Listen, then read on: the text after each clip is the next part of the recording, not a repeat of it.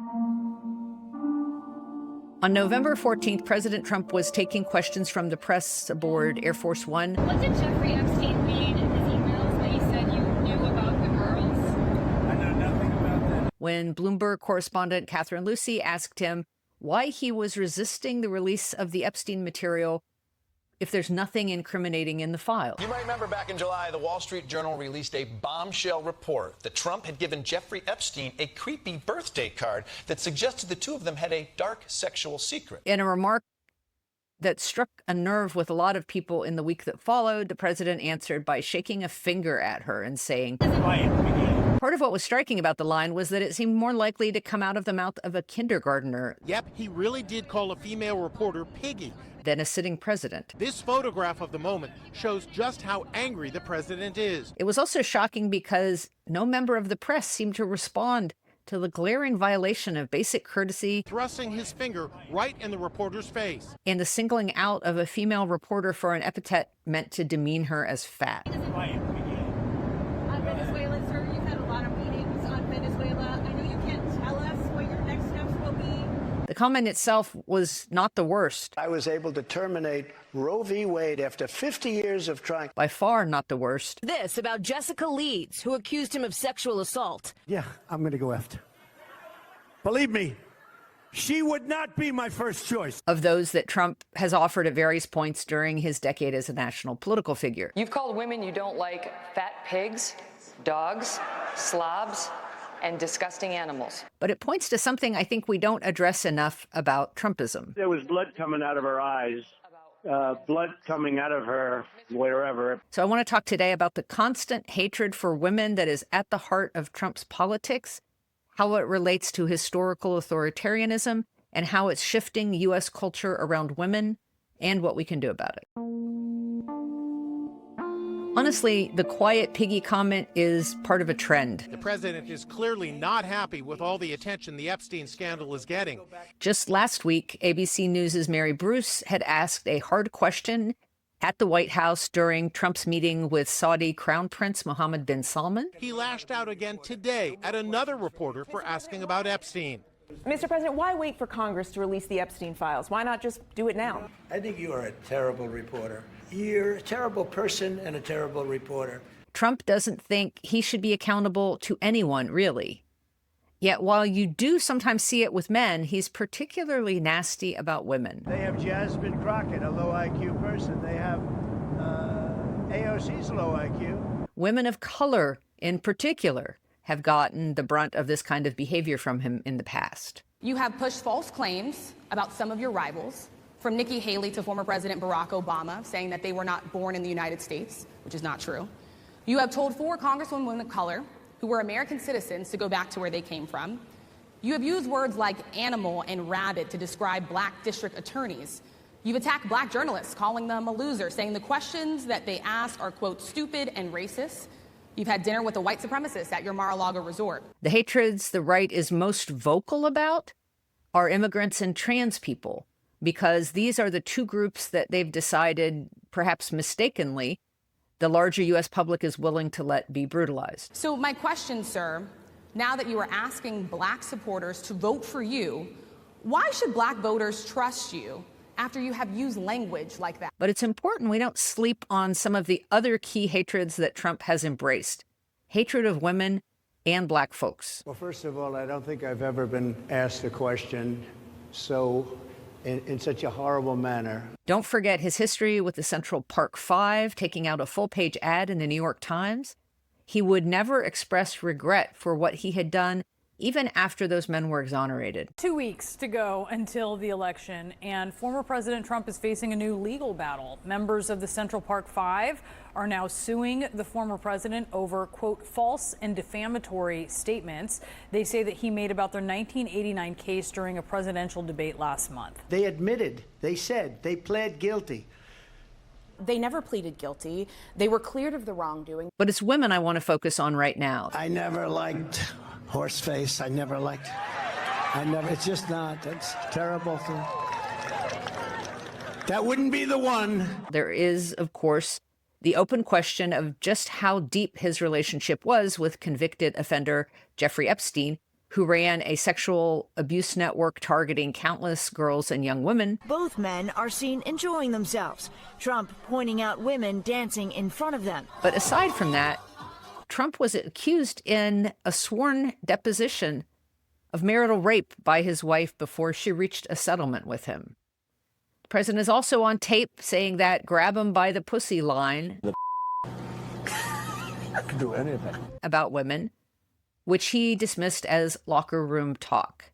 Several women came forward to say he had done just that, along with many other forms of sexual assault and unwanted physical contact. Donald Trump, who has about 24 accusers at various levels of sexual abuse, he is an adjudicated sexual abuser. A jury found Trump liable for his defamation and sexual abuse of writer E. Jean Carroll. Some 200+ survivors of sexual assault or abuse, including several who have accused Donald Trump of sexual abuse and misconduct, joined advocates and community leaders in posting a full-page ad in the New York Times.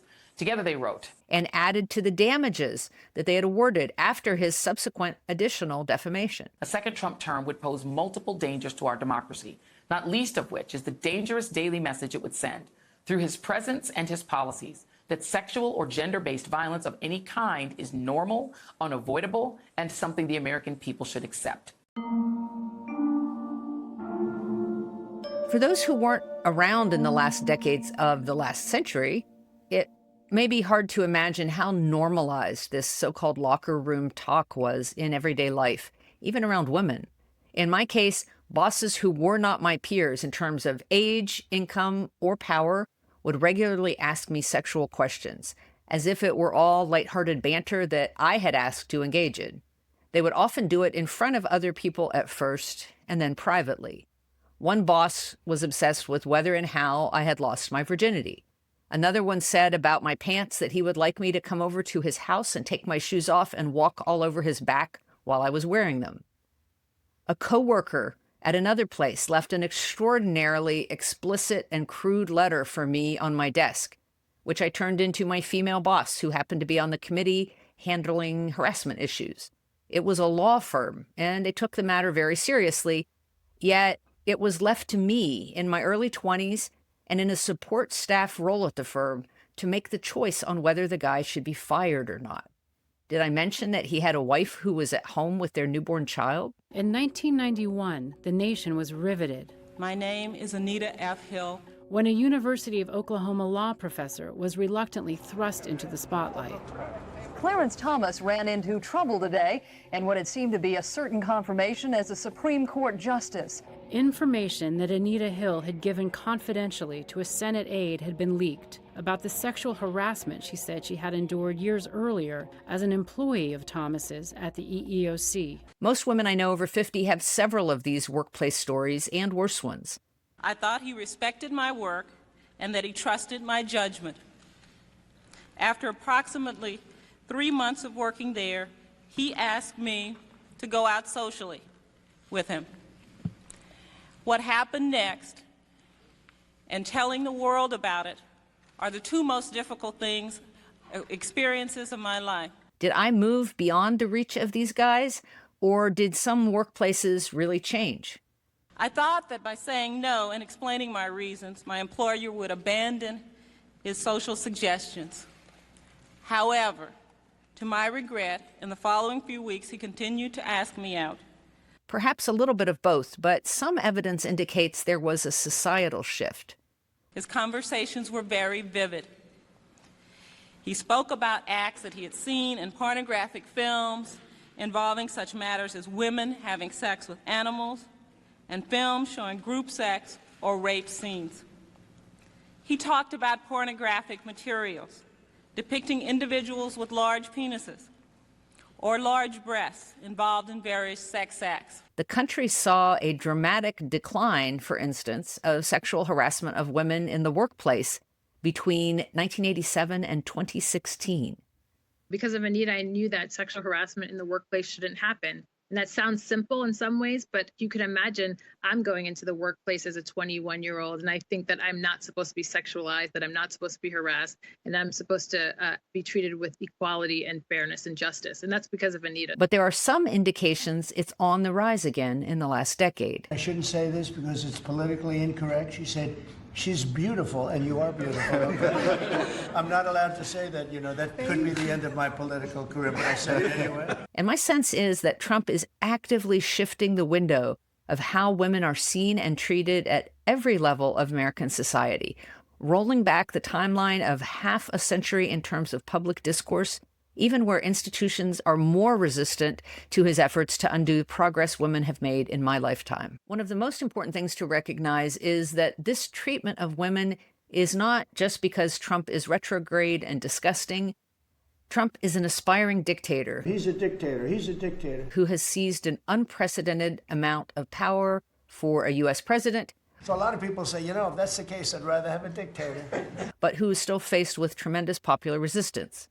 Look at this. Trump's net approval rating, second-term lows, and I got 5 numbers for you going across the screen. The best is the Marquette University Law School poll, 14 points underwater. Then it gets progressively worse. 17 points underwater in Fox, 17 points underwater in Marist, 22 points underwater in Ipsos, and then rounding out, we have the AP Norc poll. Donald Trump is 26 points underwater. My goodness gracious. And however organic and long-standing his mistreatment of women is, it would be a mistake to see him as some solo driver of this phenomenon. Joining me to discuss his books, Erasing History, How Fascists Rewrite the Past to Control the Future, and How Fascism Works, The Politics of Us and Them, is Professor Jason Stanley. This kind of denigration of women and wish to control them is root and branch part of the 20th century authoritarian playbook. 5 major themes of fascist education: national greatness, national purity, national innocence, strict gender roles,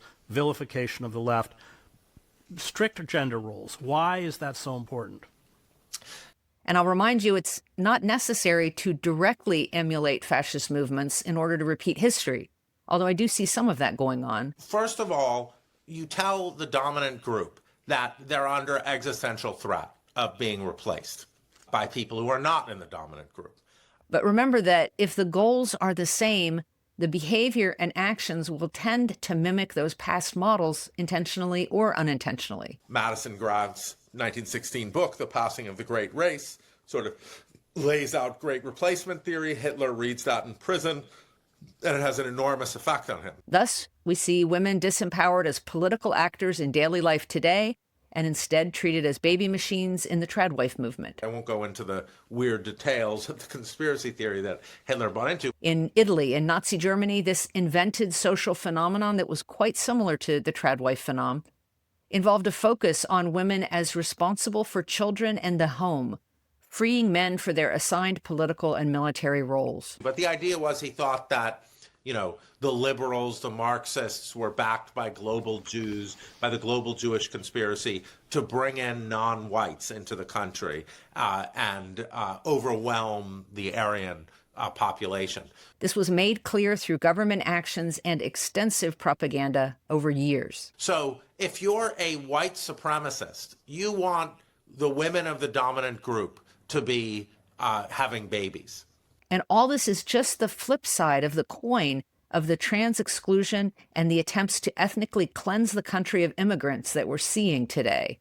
The Nazis it wasn't, in Germany at least, as opposed to Romania, it wasn't a Christian movement, but they got huge buy-in from the Christian right, from the old right, because they were natalists. They were saying women should be in the home having babies. The spurring of white people to have babies via natalist fixation is often reported without the context of how these movements take root and are furthered in authoritarian states. And that's a very powerful coalition, white supremacists plus Christian conservatives. Hard to beat. Eugenics is both the elimination of populations deemed undesirable from the gene pool and the expanded reproduction of the ethnicities and races that are deemed superior. 4 kids under 5 years old, and Malcolm and Simone Collins say they're just getting started.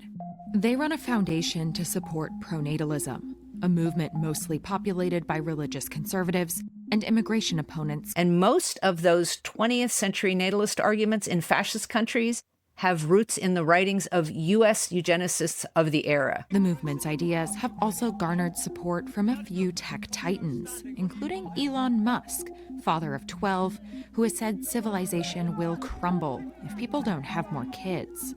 We as a country have a long history of this, and I would argue that no natalist argument should be considered by a journalist today without mention of the roots of these movements and who is funding them now.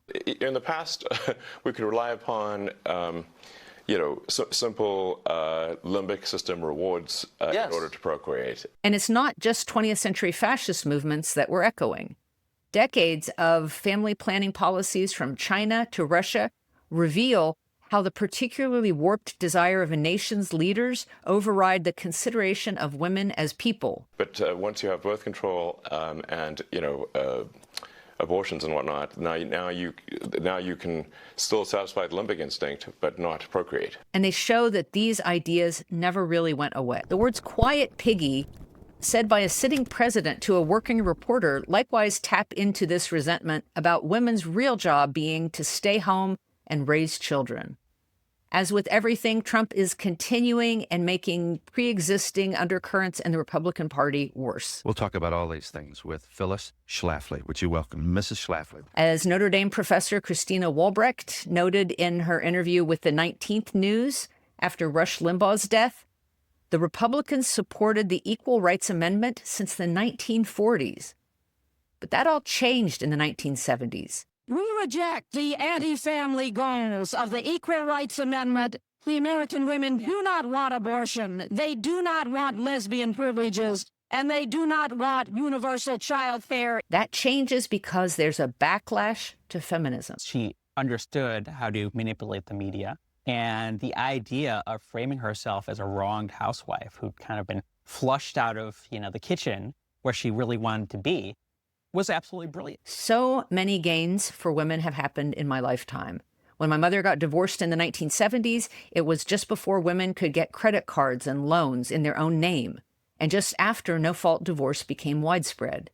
Title IX in sports shifted a lot as well. You might think Title IX is this 1970s law about women's and girls' access to sport, but it is about so much more. And in my opinion, played a key role in girls being understood as competent, skilled, and fully human.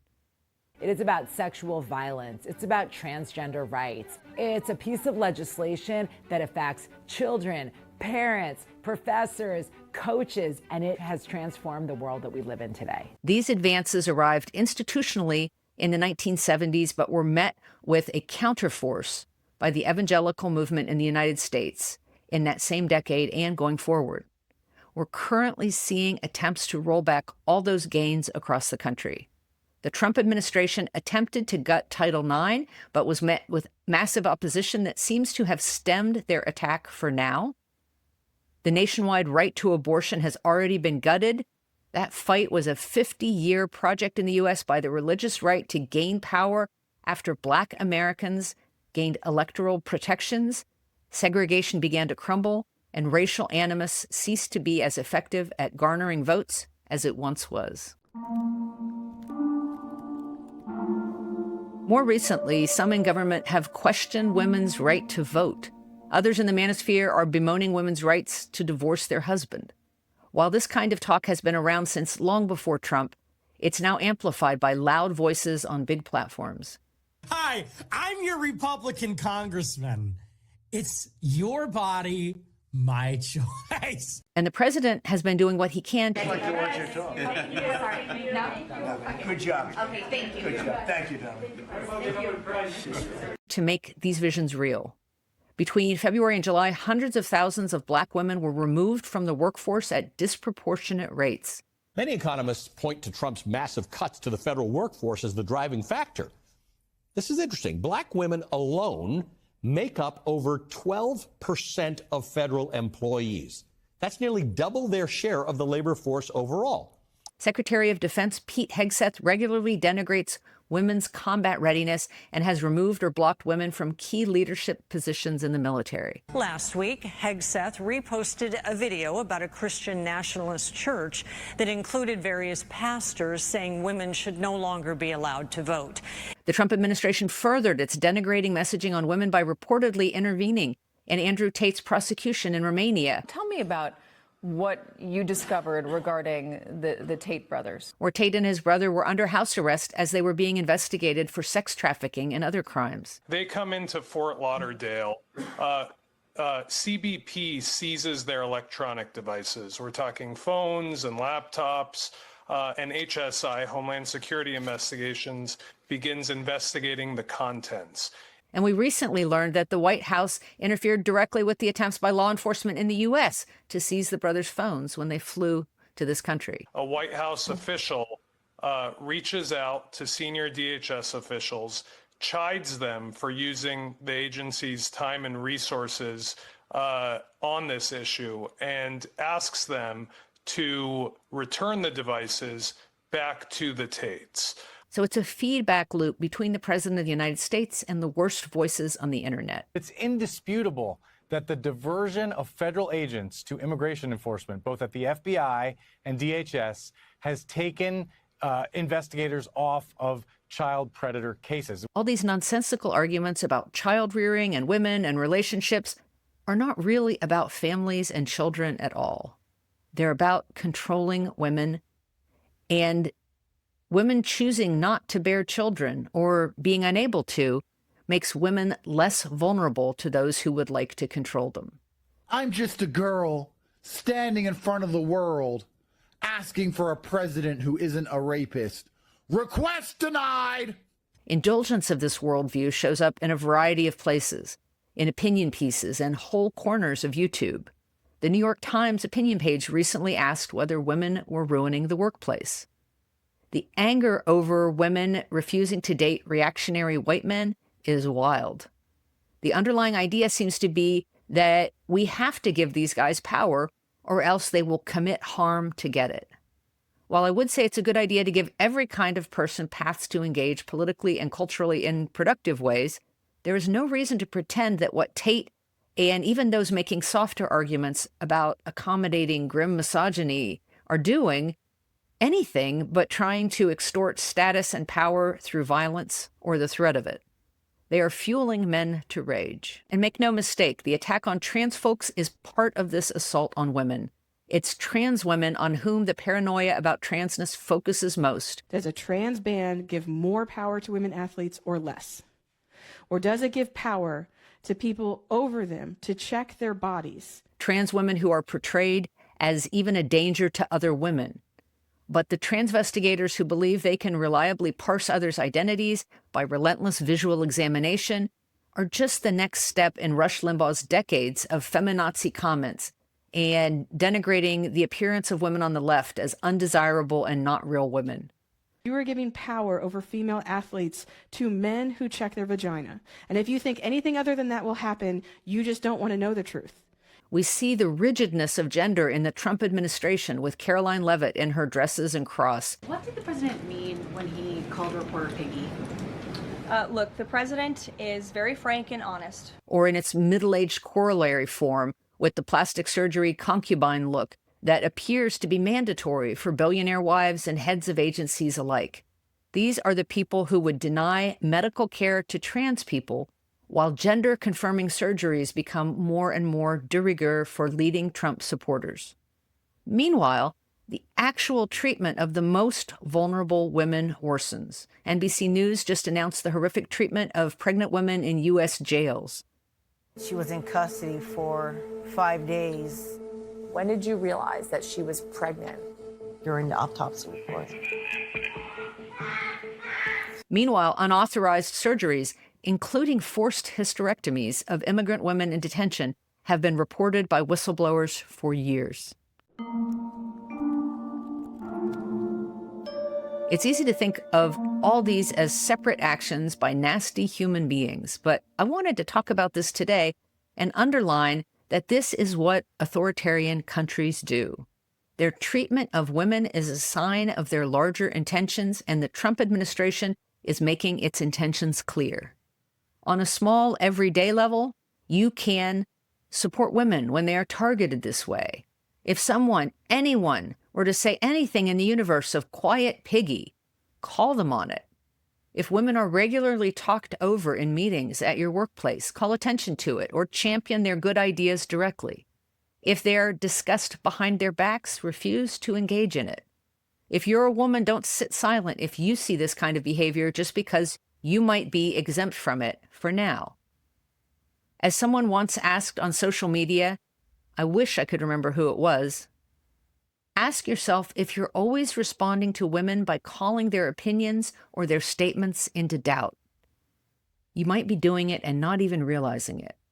Support reporting at the intersection of gender and politics, like 19th News, which I quoted earlier in this episode, or solo independent women journalists who are doing an incredible job breaking news about this administration, people like Marissa Kabas, who astounds me every week with the shoe leather reporting that she does on vital issues. Closer to home, abortion funds and diaper banks can help women keep their sanity as well as control of their own lives.